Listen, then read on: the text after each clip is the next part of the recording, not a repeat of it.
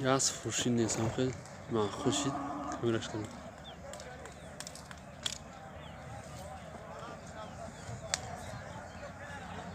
گارده شدیم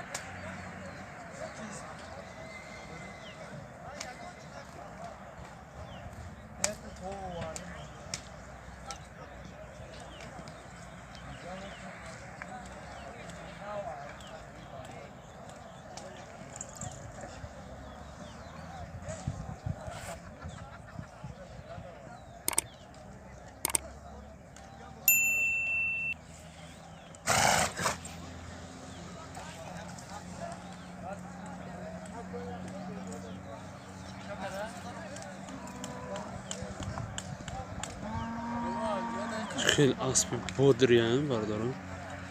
و خاطرم یک تا لایک یک تا اینجا پد بسات دوستان عزیز که با ما یاردم شما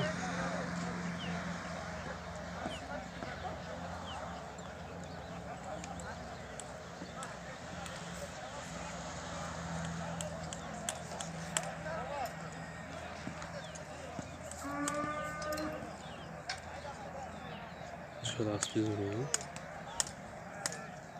تنها شدین یال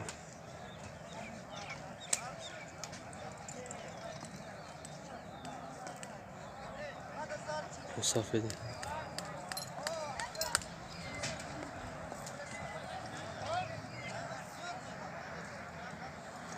خب اینجا برداره اسب بزرگی دهه کنگرت نویای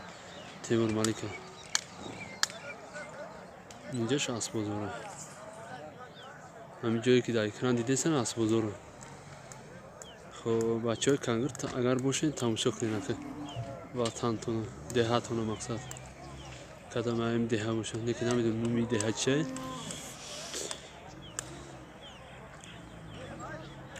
کنگرت استغفرالله کنگرت بردارم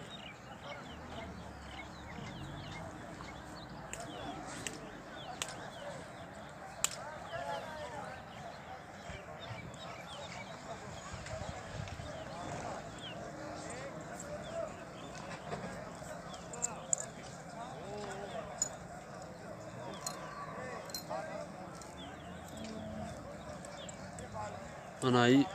devulu paraş mol bozora i paraş ne çıkıla aspora desin asbozora